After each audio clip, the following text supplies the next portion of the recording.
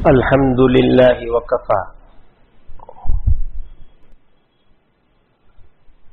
وسلام علی عبادہ الذین اصطفی اما بعد۔ تین عنوانوں پر مختصر بات عرض کرنی۔ عنوان کو ذہن میں رکھیں گے تو باتوں کو ان پر فٹ کرنا آسان ہوگا۔ پہلا عنوان ہے نکاح کی ضرورت، نیڈ آف نکاح۔ دوسرا عنوان ہے نکاح کی اہمیت، زیادہ ضرورت کو اہمیت کہتے ہیں، امپورٹنس آف نکاح۔ تیسرا عنوان ہے نکاح کی فضیلت، ورچو آف نکاح۔ آخرت میں نکاح پر کیا اجر و ثواب ہے، اللہ کے ہاں کس طرح درجے بلند ہوتے ہیں نکاح کرنے سے، اور دنیا میں اس کے کیا ثمرات اور کیا فائدے ہمیں حاصل ہوتے ہیں۔ قرآن کریم کی متعدد الگ الگ آیتوں میں اور نبی پاک صلی اللہ علیہ وسلم کی بے شمار حدیثوں میں ان تینوں عنوانات پر روشنی ڈالی گئی ہے۔ پہلے دو عنوان، نکاح کی ضرورت اور نکاح کی اہمیت، ہر آدمی جانتا ہے کہ نکاح کی ضرورت ہے، بہت زیادہ ضرورت ہے، اس کی فضیلت بھی ہے، اس کے فائدے بھی ہے، ہر آدمی جانتا ہے۔ قرآن کریم نکاح کی ضرورت اور اہمیت کو کس انداز میں بیان کرتا ہے؟ ایک آیت اللہ پاک نے ارشاد فرمایا، ضرورت اور امپورٹنس کو سمجھا رہے ہیں، ہن لباس لکم وانتم لباس لہن، کہ جو شوہر ہیں یہ بیویوں کے لیے لباس کے مانند ہے، اور بیویاں یہ شوہروں کا لباس ہے۔ لباس ہر اعتبار سے انسان کے لیے ضروری ہے، دینی اعتبار سے بھی بغیر لباس کے انسان نہیں رہ سکتا، دنیاوی اعتبار سے بھی لباس کا ہونا ضروری ہے۔ اس پر آپ غور کیجئے، آپ کو اندازہ ہوگا کہ نکاح کی اہمیت کیا ہے۔ جس طرح بغیر لباس کے زندگی نہیں گزاری جا سکتی، اسی طرح کامیاب زندگی بغیر نکاح کے ممکن ہی نہیں۔ اتنی اہمیت ہے اس کی۔ یہاں پر ایک بات اور ذہن میں رکھنے کی ضرورت ہے کہ معاشرے میں زیادہ تر لوگ یہ سمجھتے ہیں کہ نکاح جوانوں کی ضرورت ہے، صرف جوانوں کی، انہی کے لیے اس کا امپورٹنس بھی ہے، انہی کے لیے اس کی فضیلت ہے۔ ایسا نہیں ہے، لباس جوان کے لیے بھی ہے، بوڑھے کے لیے بھی ہے، اس کے لیے بھی اہمیت ہے، اس کے لیے بھی اس کی اہمیت ہے۔ نبی اکرم صلی اللہ علیہ وسلم کی زندگی کو اٹھائیے، صحابہ کرام کی زندگی کو اٹھائیے، تابعین اور تبع تابعین کی زندگی کو اٹھائیے، ہر عمر میں نکاح متعدد کثرت کے ساتھ ملتے ہیں کہ نہیں؟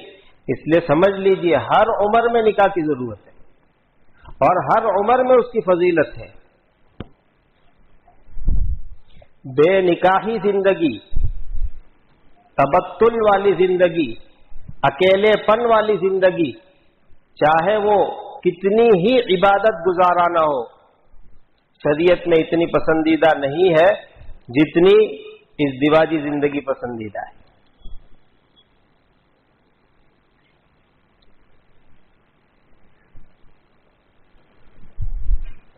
تو میرے بھائی، پہلی بات کہ نکاح کی ضرورت ہے لباس کی طرح اس کی اہمیت ہے اور ہر عمر میں اس کی ضرورت ہے.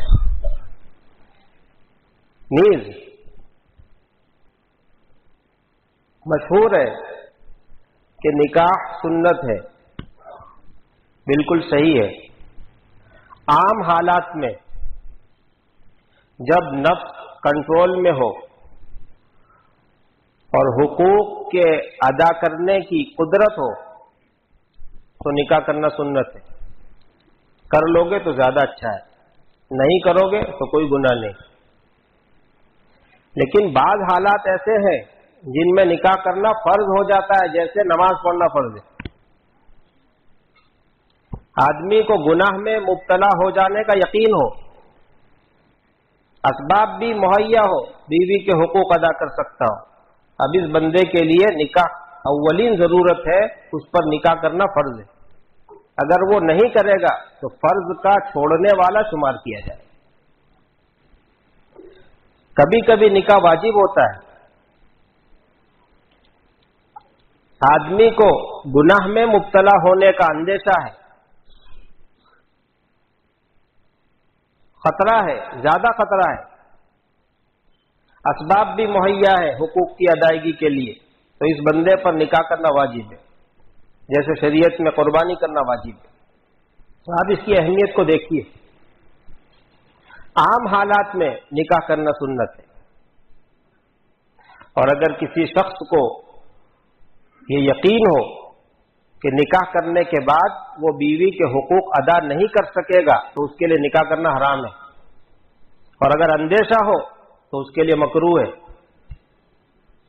دیکھیے آپ، شریعت نے نکاح کی کتنی اہمیت کو کھول کر بیان کیا ہے. دو باتیں میں نے عرض کر دی.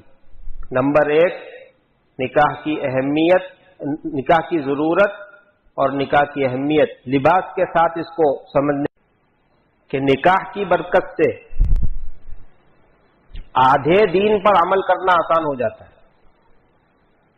نکاح کی برکت سے آدھے دین پر عمل کرنا آسان ہو جاتا ہے. نکاح کی برکت سے گناہوں سے حفاظت ہوتی ہے. متعدد احادیث میں اس کا ذکر آیا ہے. ہمارا جو سماج ہے، اس سماج کو اگر گندے پن اور ننگے پن سے بچانا ہے تو نکاح اس کا بہترین علاج ہے. نکاح جتنے عام ہوں گے گندگیاں اتنی ختم ہوگی، اور نکاح میں جتنی تاخیر ہوگی گندگیاں اتنی بڑھیں گی.